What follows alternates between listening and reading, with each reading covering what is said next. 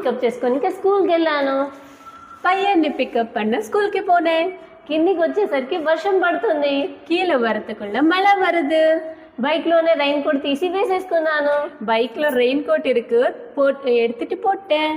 Pickup చేసుకొని దారిలో pickup பண்ணிட்டு வழிలో ఫ్లవర్స్ కనిపించాయి. அங்க ஃப்ளவர்ஸ் இருக்கு. కానీ బ్యాగ్లో డబ్బులు లేవు.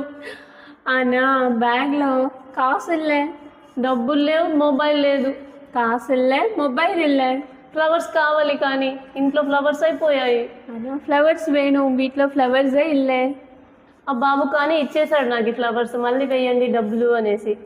அந்த பூ கடைக்கார பையன் எனக்கு கொடுத்துட்டா, அப்புறமா காசு தாங்கன்னு சொல்லியிருக்கான். లేదు నేను మర్చిపోతాను, బుక్లో నెంబర్ రాపించుకొని వచ్చాను. ஆனால் நான் మరందరువేன்னு சொல்லிட்டு அந்த பையனோட நம்பர் எழுதிட்டு வந்தேன். అలా ఫ్లవర్స్ తీసుకొని ఇంటికి వచ్చేసాను. எப்படியோ ஃப்ளவர்ஸ் வாங்கிட்டு வீட்டுக்கு வந்துட்டேன். ఇంటికి వచ్చేసాక ఫోన్లో నుండి డబ్బులు వేశాను. வீட்டுக்கு வந்த அப்புறமா உடனே ஃபோன்பே பண்ணிட்டேன். సబ్స్క్రైబ్ చేయండి.